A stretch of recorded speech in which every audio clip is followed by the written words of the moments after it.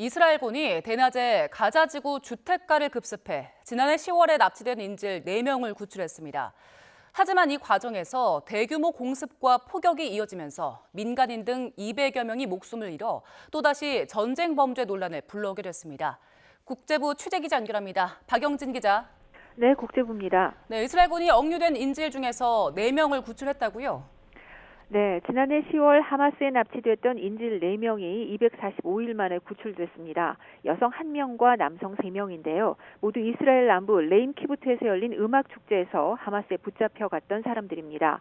이스라엘군은 첩보기관과 대테러 부대 등의 합동작전으로 4명을 무사히 구출했고 이들은 모두 건강한 상태라고 밝혔습니다. 인질 구출은 지난해 10월에 1명, 올해 2월에 2명에 이어 이번이 4명으로 가장 큰 성과입니다. 네타냐후 이스라엘 총리는 성명을 통해 이스라엘이 테러에 굴복하지 않는다는 사실을 다시 한번 증명했다며 모든 인질을 구출하는 임무를 마칠 때까지 느슨해지지 않을 것이라고 강조했습니다. 이스라엘군은 긴박했던 인질 구출 작전 상황도 신속하게 공개했는데요. 하마스의 사주로 팔레스타인 가정에 감금돼 있던 인질 구출을 위해 대낮에 가자지구 누세이라트 주택가를 급습했고 이 과정에서 엄청난 교전이 있었다고 밝혔습니다.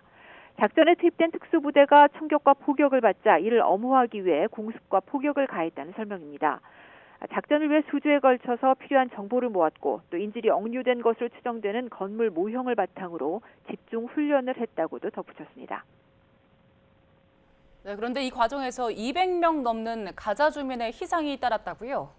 그렇습니다. 하마스 측은 구출 작전이 펼쳐진 가자 중부 누세이라트 난민촌에 대한 이스라엘의 공격으로 최소 210명이 사망하고 400여 명이 부상했다고 밝혔습니다. 팔레스타인 관영통신은 이스라엘군 전투기들이 가자지구 중부의 누세이라트, 알마가지 난민촌 등에 집중적으로 폭격을 가했다고 보도했습니다. 가자지구 알-아크사 병원으로 이송된 시신만 최소 94구에 이르는 것으로 알려졌습니다. 하마스 측은 이스라엘군이 어린이와 여성들을 겨냥했다며 대량 학살이라고 비난하고 팔레스타인 국민은 항복하지 않을 것이라고 강조했습니다. 주장하는 피해 규모는 다르지만 이스라엘군도 격렬한 교전으로 하마스 무장 세력과 민간인을 포함해 100명에 가까운 팔레스타인인이 숨지거나 다쳤다고 인정했습니다. 하지만 하마스가 의도적으로 민간인으로 가득 찬 거리에서 이스라엘군에게 발포했다고 비난하고 있습니다.